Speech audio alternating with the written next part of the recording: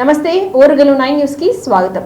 అబద్ధాలు చెప్పినంత మాత్రాన రాష్ట్రంలోని కాంగ్రెస్ ప్రభుత్వంపై వ్యతిరేకత తగ్గదని కేంద్ర మంత్రి కిషన్ రెడ్డి అన్నారు. సీఎం రేవంత్ రెడ్డిని ప్రజలు నమ్మే పరిస్థితి లేదని చెప్పారు. నాంపల్లిలోని బీజేపీ రాష్ట్ర కార్యాలయంలో నిర్వహించిన మీడియా సమావేశంలో ఆయన మాట్లాడారు. రాష్ట్రాలకు కేంద్రం నిధులు ఇవ్వడంలో ఒక విధానం ఉంటుందని, తెలంగాణలో కేంద్రం చేపట్టిన 10 లక్షల కోట్ల విలువైన పనులను ఇప్పటికే వివరించామని, నేను ఇతర కేంద్ర మంత్రులను బెదిరించానని, దిగజారుడు మాటలు మాట్లాడని అన్నారు. కేంద్ర పథకాలు సమర్థవంతంగా అమలు చేయాలని సీఎంలకు ఎన్నో లేఖలు రాశానని చెప్పారు. చేయాల్సిన పనులు ఏ హామీతోటైతే అధికారంలోకి వచ్చాడో ఆ హామీలు అమలు చేయకుండా గాలి మాటలు మాట్లాడుతూ విమర్శించడము మంచిది కాదు. నాకు రాసిన ఉత్తరంలో నిన్న మరొకసారి 1,66,531 లక్షల రూపాయల నిధులు మంజూరు చేయాలని డిమాండ్ చేశాడు. నాకు తెలిసినంతవరకు ఇటీవల కాలంలో ఏ రాష్ట్రానికి కూడా కేంద్ర ప్రభుత్వము ఇంత పెద్ద ఎత్తున నిధులు మంజూరు చేసినటువంటి పరిస్థితి లేదు.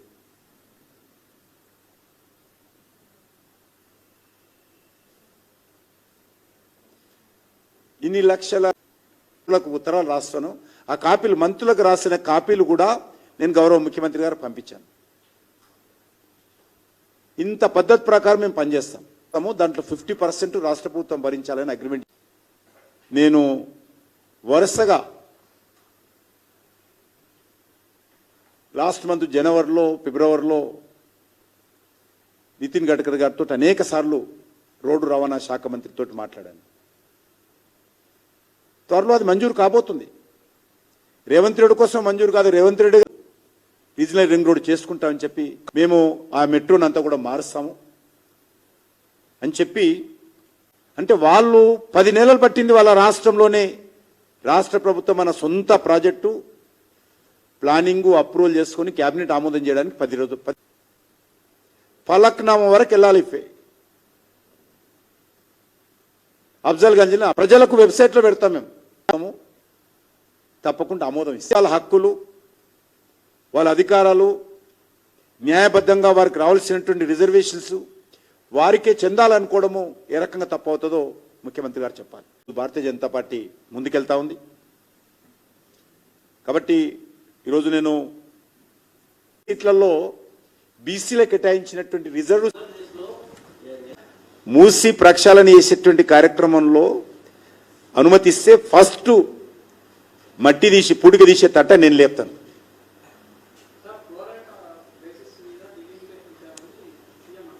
మరి చేయరని ఎవరు చెప్పారు? ప్రోరేట ప్రకారం ఇది ఇప్పుడు ఇంతవరకు కాంగ్రెస్ పార్టీ ఉన్నప్పుడు ఏ నామ్స్ని అదే నామ్స్ ఇప్పుడు పాటిస్తాం, మేము మార్చాం.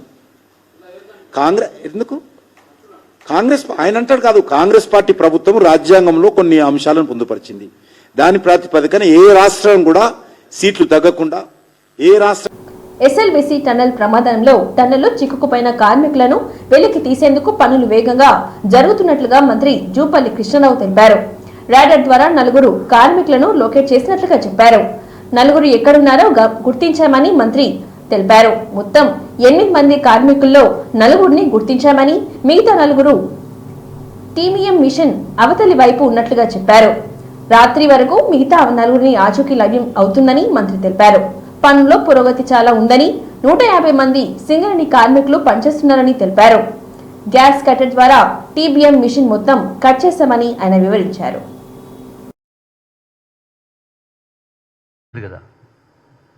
9 కిలోమీటర్లు మళ్ళా 2014 నుంచి 2023 వరకు 10 సంవత్సరాల కాలంలో సుమారుగా 200 కిలోమీటర్ల టన్నల్స్ మేము చేసినామని మాట్లాడాడు. నిజామాబాద్ కరెక్టే కదా? ఆయన అన్నమాట కరెక్టే కదా? నేను అదే ప్రశ్నించిన. రాష్ట్రం మొత్తంలో మీరు వచ్చినాక మొదలుపెట్టినటువంటి 200 కిలోమీటర్ల టన్నులు మీరు తవ్వగలిగినప్పుడు 10 సంవత్సరాల కాలంలో మిగిలిపోయినటువంటి 19 కిలోమీటర్లు సుమారుగా మొత్తం 44 కిలోమీటర్లలో 24 కిలోమీటర్ల దాకా గతంలో కాంగ్రెస్ ప్రభుత్వం తవ్వింది. మిగిలింది 19 కిలోమీటర్లు. 19 కిలోమీటర్లు సుమారుగా 10 కిలోమీటర్లు అనుకుంటా 11 టీఆర్ ప్రభుత్వం తవ్వింది. మిగిలింది 9 కిలోమీటర్లే కదా. మరి 200 కిలోమీటర్ల టన్నులు కొత్తగా మొదలుపెట్టినవి చేయగలిగినప్పుడు కేవలం మిగిలిపోయినటువంటి 19 కిలోమీటర్ల టన్నులు ఎందుకు మీరు పూర్తి చేయలేదు అని నేను స్పష్టంగా కుండబద్దలు కొట్టినట్టుగా ప్రశ్నించిన. దానికి సొల్లు పురాణం చెప్పిండ్రు. కానీ నేను అడిగిన ప్రశ్నలో నిజామాబాద్ అని చెప్పాలి కదా. అంటే నిజాయితీ మాటల్ని ఎవరు నమ్మరు. డబ్బు లేక దొవ్వలేదా? 7 లక్షల కోట్ల ప్రజలకు అప్పు. మరి ఈ 2 కారణాల, ఈ 2 కాకపోతే ఇంకొకటి వీళ్ళు తప్ప. దానికోసం 40 మందో 50 మంది బంధన్ కంపెనీ, తర్వాత NDRF team, army team, naval team కన్సల్టేట్ అయినట్టు నెరికిన తర్వాత ఏమాత్రం కూడా పసలమూరు రంగారెడ్డిలో ప్రాజెక్టులో ఐ థింక్ సబ్జెక్ట్ కరెక్షన్ 6 మంది చనిపోయిండ్రు. 6 మంది 7 మంది వచ్చిందా? కేసీఆర్ వచ్చిండా? హరీష్ వచ్చిండా? అట్లాగే ఆ యొక్క పవర్ హౌస్ మునిగిపోయింది. అప్పుడు కూడా దానిలో 9 మంది అనుకుంటా పవర్ హౌస్ మునిగిపోయింది. అప్పుడు వచ్చిండా కేసీఆర్? ఇప్పుడు రేవంత్ కేసీఆర్ వచ్చిండా? పోనీ సంబంధిత మంత్రి వచ్చిండా? ఎవరిని వచ్చిందా? అట్లాగే ఒకటి కాదు, కాళేశ్వరమైన పాలమూరు ప్రాజెక్ట్ అయినా ఎకరానికి నాకు తెలిసి సబ్జెక్టు కరెక్షన్ సందర్భంలో అదేదో పాపం చేసినట్టుగా తప్పైనట్టుగా మాట్లాడితే అంటే మోస్ట్ అన్ఫార్చునేట్. నాకు ఇంగిత జ్ఞానం ఉంది, కామన్ ప్రజాస్వామ్య విషయంలో అయినా నాలుక మడతబడి మాట్లాడుతూ అన్నాడు. 3 లక్షలు అయితే ఉంది. ఆ మిషన్ తోటి చేస్తారు. రాబిన్సన్ కంపెనీ ఉన్నటువంటి టండాలు. రెండవది ఇన్లెట్ శ్రీశైలం. గనుల శాఖపై సీఎం రేవంత్ రెడ్డి సమీక్ష నిర్వహించారు. ఇసుక, ఇతర గనుల అక్రమ తవ్వకాలపై ఉక్కుపాదం మోపాలని అధికారులకు సూచించారు. ఇక నుంచి ఇసుక సరఫరా టీజీఎండీసీ ద్వారానే చేయాలని ఆదేశించారు. ఇసుక రీచ్లోని తవ్వకాలు, రవాణా, తక్కువ ధరకు ఇసుక సరఫరాపై విధి విధానాలు అధికారులకు సూచించారు. సిటీకి 3 వైపులా ఇసుక స్టాక్ ఏర్పాటు చేయాలని ఆదేశించారు. నీటిపారుదల, ఆర్ఎండ్బి, ఇతర ఏ పనులకైనా టీజీఎండీసీ ద్వారానే ఇసుక సరఫరా చేయాలని సీఎం ఆదేశించారు. చాలా కాలంగా పెండింగ్ లో ఉన్న మైనర్ ఖనిజాల గనులు వేలానికి వెంటనే టెండర్లు పిలవాలని సీఎం సూచించారు.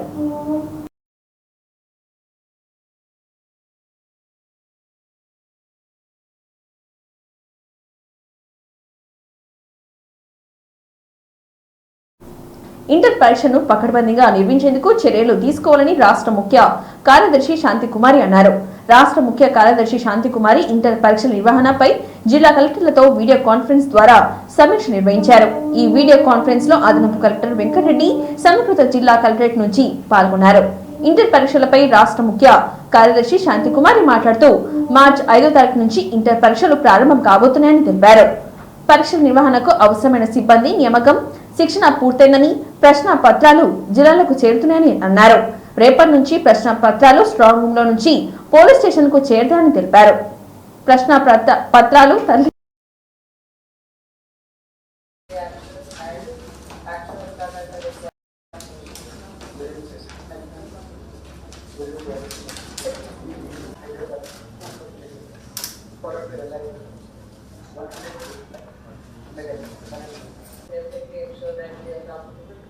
and the scribes are made available and they also complete the examination.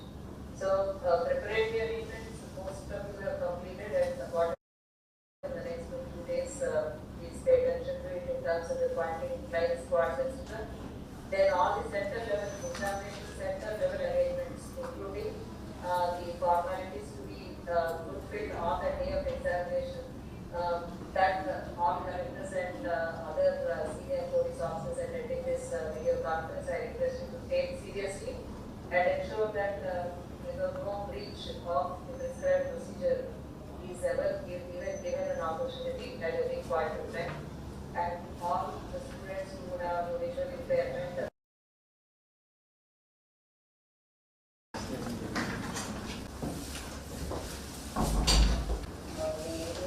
examinations which are going to start on 5th of March.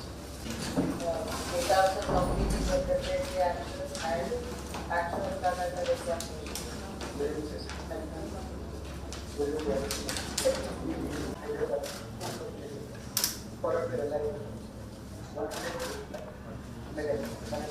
Definitely ensure that they are comfortable and the scribes are made available and they also complete the examination.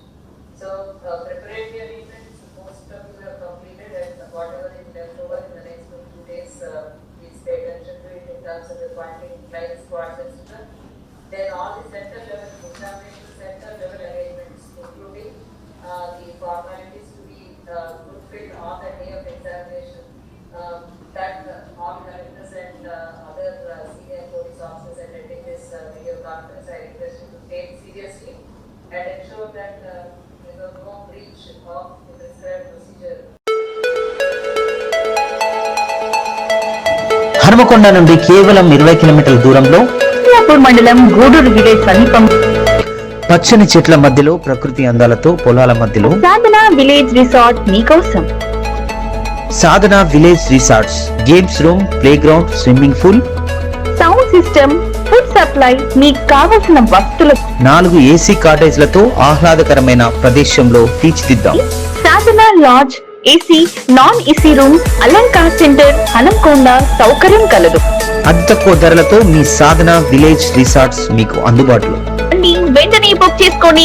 9949122072, 949485960915412612 WhatsApp ద్వారా. అతి తక్కువ ధరలతో మీ సాధన village resorts మీకు అందుబాటులో. MLC తీర్మాన్ Mallanna alias చింతపండు నవీన్ కుమార్ ను Congress party suspend చేసింది. Party వ్యతిరేక కార్యక్రమాలకు పాల్పడుతున్నారని, దీనిపై నోటీసులు ఇచ్చినా వివరణ ఇవ్వకపోవడంతో మల్లన్నను సస్పెండ్ చేస్తున్నట్లు అధికారికంగా ప్రకటించింది. పార్టీ లైన్ దాటితే ఊరుకునేది లేదని పిసిసి చీఫ్ మహేష్ కుమార్ గౌడ్ హెచ్చరించారు. మల్లన్నను ఎన్నోసార్లు హెచ్చరించామని, బీసీ కులగణన పత్రాలను చించడంపై ఏఐసిసి సీరియస్ అయిందని, మల్లన్న చేసిన వ్యాఖ్యలు చాలా తప్పని, పార్టీ లైన్ దాటితే ఎవరిని వదిలిపెట్టబోమని వార్నింగ్ ఇచ్చారు. కొన్ని రోజుల క్రితం వరంగల్లో జరిగిన బీసీల బహిరంగ సభలో కులగణన సర్వే రెడ్డి సామాజిక వర్గాన్ని కించపరుస్తూ తీర్మాన్ మల్లన్న అనుచిత వ్యాఖ్యలు చేశారు. కులగణనలో బీసీల సంఖ్యను తక్కువ చేసి చూపించారని వ్యాఖ్యానించారు. అంతేకాకుండా రెడ్డి సామాజిక వర్గంపై జుగుప్స వ్యాఖ్యలు చేశారు. ఈ వ్యాఖ్యలు తెలంగాణ వ్యాప్తంగా దుమారం రేపాయి. మల్లన్న తన ఎమ్మెల్సీ పదవికి రాజీనామా చేయాలని, క్షమాపణ చెప్పాలని డిమాండ్ చేశారు. తీర్మాన్ మల్లన్నపై చర్యలు తీసుకోవాలని రెడ్డి సామాజిక వర్గ నేతలు రాష్ట్ర వ్యాప్తంగా ఫిర్యాదులు చేశారు.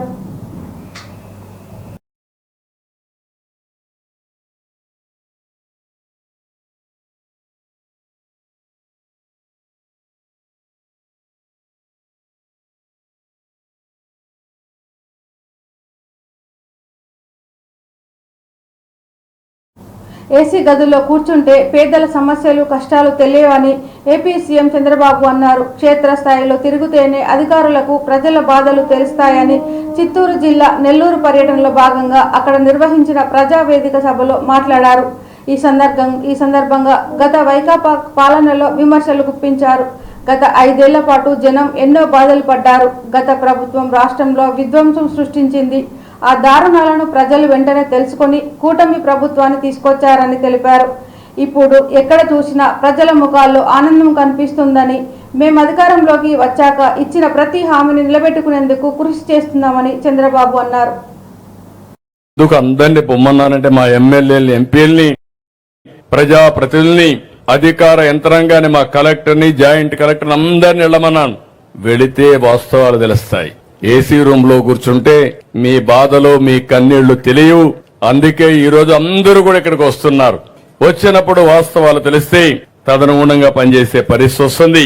అందుకే నేను ఇంకొక మాట కూడా చెప్తున్నా. ఈ రోజు నేను మా అధికార యంత్రాంగాన్ని, రాజకీయ నాయకుల్ని పూర్తిగా నమ్ముతున్నా. కానీ నేను వీళ్ళు కరెక్ట్ గా చేస్తున్నారా లేదా అని కూడా టెక్నాలజీలో చూసుకుంటున్నా. నేను పింఛన్ ఇమ్మన్నాను. పింఛన్ ఎక్కడిచ్చాడో 3వ కన్ను పెట్టి నేను ఎక్కడున్నా పర్యవేక్షిస్తున్నాను. అది టెక్నాలజీ. ఎవరైనా ఒక వ్యక్తి పింఛన్ ఇస్తే పింఛను ఏ సమయంలో ఇచ్చాడు, ఎక్కడిచ్చాడు, ఆ ఇంటి దగ్గర ఇచ్చాడా, లేకపోతే వీళ్ళింటికి రమ్మన్నాడా, లేకపోతే సెక్రటరియట్కి రమ్మన్నాడా అని మానిటర్ చేసే మెకానిజం పెట్టాను. దీనివల్ల ఎవ్వరు కూడా తప్పించుకోలేరు. ఈ రోజు మీరు చూస్తే 7 గంటలకు ప్రారంభించాం, 10-11 గంటలకు 10కే 80% పింఛన్లు డిస్ట్రిబ్యూట్ చేశారంటే మనస్ఫూర్తిగా అధికార యంత్రాంగాన్ని అభినందిస్తున్నా. పేదవాళ్లకు మీరు అండగా ఉండండి, మీకు తోడుగా నేను ఉంటానని అధికార యంత్రాంగాన్ని కూడా విజ్ఞప్తి చేస్తున్నా. నాకు కావాల్సింది ఒకటే, ఈ పేదవాళ్ల జీవితాల్లో వెలుగు రావాలి. మీరు ఆనందంగా ఉంటే చూడాలని ఏకైక కోరిక తప్ప నాకు ఇంకొక కోరిక లేదు. మొదటి తారీఖు నేను ఎందుకు అందరినీ పొమ్మన్నానంటే మా ఎమ్మెల్యేలని, ఎంపీలని, అధికార యంత్రాంగాన్ని, మా కలెక్టర్ని, జాయింట్ కలెక్టర్ అందరిని వెళ్ళమన్నాను. వెళితే వాస్తవాలు తెలుస్తాయి. ఏసీ రూమ్ లో కూర్చుంటే మీ బాధలు, మీ కన్నీళ్లు తెలియవు. అందుకే ఈ రోజు అందరూ కూడా ఇక్కడికి వస్తున్నారు. వచ్చినప్పుడు వాస్తవాలు తెలిస్తే తదనుగుణంగా పనిచేసే పరిస్థితి వస్తుంది. అందుకే నేను ఇంకొక మాట కూడా చెప్తున్నా. ఆంధ్రప్రదేశ్ ప్రభుత్వం 2025 ఆర్థిక సంవత్సరానికి గాను బడ్జెట్ ప్రవేశపెట్టిన సంగతి తెలిసిందే. 3,22,000 కోట్ల బడ్జెట్ ప్రవేశపెట్టింది కూటమి ప్రభుత్వం. ఈ క్రమంలో మాజీ ఆర్థిక మంత్రి బుగ్గన రాజేంద్రనాథ్ ఏపీ బడ్జెట్ పై తనదైన శైలిలో షటర్లు వేశారు. బడ్జెట్ లో కలర్ ఎక్కువ, కంటెంట్ తక్కువ అని ఎద్దేవా చేశారు బుగ్గన. సూపర్ 6 అంటూ చంద్రబాబు ఇచ్చిన హామీలకు బడ్జెట్ లో తగిన కేటాయింపు లేవని అన్నారు బుగ్గన. సూపర్ 6లో ఇప్పటి వరకు ప్రజలకు అందింది అర్ధదీపమేమని రాష్ట్ర అప్పులు పబ్లిక్ అకౌంట్ బడ్జెట్ బుక్ లోనూ తీసేశారని అన్నారు. సంక్షేమ పథకాలు నిలిచిపోవడంతో ప్రజలు ఇబ్బంది పడుతున్నారని, ప్రైవేటు ఫైనాన్సర్స్ దగ్గర ప్రజలు అప్పు చేస్తున్నారని అన్నారు బుగ్గన. కూటమి ప్రభుత్వం ఏర్పాటై ఏడాది కావస్తున్నా ఇంకా గత ప్రభుత్వ ప్రస్తావన ఎందుకని, బడ్జెట్ ప్రసంగంలో నెగిటివిటీ ఎందుకని ప్రశ్నించారు. మేము శిరస వంచి మేమందరం కూడా స్వీకరిస్తూ ఉన్నాము. మరి మీరు పాజిటివ్ నోట్లో పోకుండా అస్తమానము నెగిటివ్ నోట్ ఎందుకు అని, అదేదో మనం పూజ మొదలుపెట్టినప్పుడు నీకు 18, నీకు 20, నీకు అనేది సూపర్ 6లో ఏమందిందండి? అది అర్ధదీపం అనాలన్నా, పావు దీపం అనాలన్నా, ఎందుకంటే ఒకే సిలిండర్ వచ్చింది. అది సూపర్ 6లో ఇంతవరకు అందినది. 10 సార్లు ఏదేదో చెప్తున్నారు కానీ అవైతే ఇంతవరకు చేతికైతే రాలేదు. మళ్ళీ అంతలో భాగంగా అప్పులు పెరిగాయన్నారు. చూస్తే వీళ్ళు చేసినన్ని అప్పులు ఎప్పుడు చేయలే, చరిత్రలోనే చేయలే. ఒకే సంవత్సరం 1,00,000 చిల్లర కోట్ల అప్పు చరిత్రలో ఎక్కడ జరగలే. మరి జీతాలు ఇది కూడా చెప్పినారండి. ఏమని అసలు జీనారు అయినా కానీ పేదరికంలో ఉండరాదు. మీరేమంటారంటే బటన్ అంటే డీబీటీ డైరెక్ట్గా మధ్యవర్తులు లేకుండా డైరెక్ట్గా బెనిఫిషరీకి పోయింది. అది మీరు ఏలన చేస్తారు జరుగుతుంది. అదే కాదున్నాడు ఒక మానవుడు, మామూలు సామాన్య మానవుడు ఎంతో ఇన్సెక్యూర్ అయిపోయినారనమాట. పోయినసారి అని చెప్పి పేజ్ నంబరు ఉంటే మామూలు మనిషికి వికలాంగునికి రన్నింగ్ రేసు పెట్టి మేము గెలిచినామంటే ఇంకేం చేస్తారు దానికి? ఇది ఆంధ్రప్రదేశ్ రాష్ట్రానికి ఓటేనా? ఇది ఎవరన్నా చేస్తారండి కంపారిజన్? అసలు నాకైతే నిజంగా దీనికి రిప్లై ఇవ్వాలంటే కూడా నాకు చాలా ఒక రకంగా సెన్సిటివ్గా ఉంది. అదేవిధంగా అన్ని సినారియోస్ అంటే 13.5% పెరిగితే ఇన్ని డాలర్లే, మళ్ళా రూపాయలు కూడా కాదు, ఇన్ని డాలర్లలో మీకు ఆదాయం వస్తుంది. 15% పెరిగితే ఇన్ని డాలర్లు ఎవరికి కావాలా? ఆదాయం ఎవరికి కావాలా? స్వామి సూపర్ 6 సంగతి ఏమి చెప్పండి అంటే అది కాకుండా అన్ని చెప్తారు. ఇది తర్వాత ఈ విధమైన 20,000 ఆర్థిక సహాయం ఇంతవరకు ఎవరికి రాలే. ఇంతకుముందు బడ్జెట్ లో 8,278 కోట్లు మాత్రమే కనపడుతుంది. 2,000 కోట్లు అసలు ఇంకా ఆకాశమే హద్దు. సూర్యుడు, చంద్రుడు, చుక్కలు అన్ని కూడా ఇంక ఊరికి వడ్డీయడమే. వాళ్ళ పరిస్థితి ఇప్పుడు చూస్తే వాళ్ళు ఎవరు చేసినారు ఈసారి? కనీసం పుస్తకాలన్నా రాసినాం కదా. దానికి మైనస్ 10 లక్షల సరుకు ఇప్పుడు కొనగొండలో కొనాలంటే 17,80,000 అయితే. అరటిపండ్లు కూడా సరిగా ఉంటే బాగుండేది. ఏం చేసినారు? P4. ఇప్పుడు మీకు యాక్చువల్ గా వెల్ఫేర్ కాదు. వరంగల్ జిల్లా మామ్నూరు ఎయిర్పోర్టు నిర్మాణానికి కేంద్ర ప్రభుత్వం అనుమతి మంజూరు చేసిందని మంత్రి కోమటిరెడ్డి వెంకటరెడ్డి తెలిపారు. ఈ మేరకు మామ్నూరు ఎయిర్పోర్టుకు అనుమతిని మంజూరు చేస్తూ కేంద్ర విమానయాన మంత్రిత్వ శాఖ కార్యదర్శి అమిత్ కుమార్ జా airport authority of India chairman కు లేఖ ద్వారా తెలియజేసినట్లు మంత్రి తెలిపారు. మామునూరు విమానాశ్రయాన్ని అభివృద్ధి చేసి తిరిగి కార్యకలాపాలు ప్రారంభించేందుకు రాష్ట్ర ప్రభుత్వం ఆదేశాల మేరకు విమానాశ్రయ ప్రాధికార సంస్థ అభ్యర్థన మేరకు కేంద్ర ప్రభుత్వం సానుకూలంగా స్పందించింది నిర్ణయం తీసుకుందని తెలిపారు. గత 10 ఏళ్లుగా పెండింగ్లో ఉన్న ఎన్ఓసి అడ్డంకిని మంత్రి కోమటిరెడ్డి వెంకటరెడ్డి జీఎం సంస్థ యాజమాన్యంతో సంప్రదింపులు జరిపి బోర్డులో పెట్టిన ఎన్ఓసి ఇచ్చేలా చేశారు.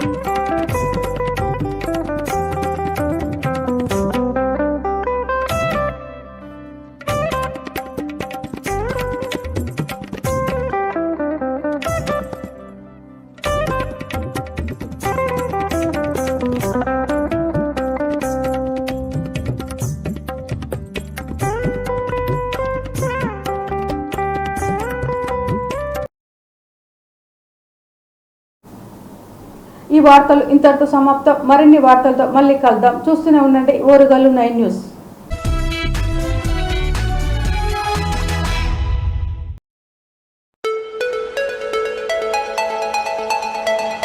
హనుమకొండ నుండి కేవలం 20 కిలోమీటర్ల దూరంలో మండలం గూడూరు విలేజ్ సమీపం పచ్చని చెట్ల మధ్యలో ప్రకృతి అందాలతో పొలాల మధ్యలో సాధన విలేజ్ రిసార్ట్ మీకోసం.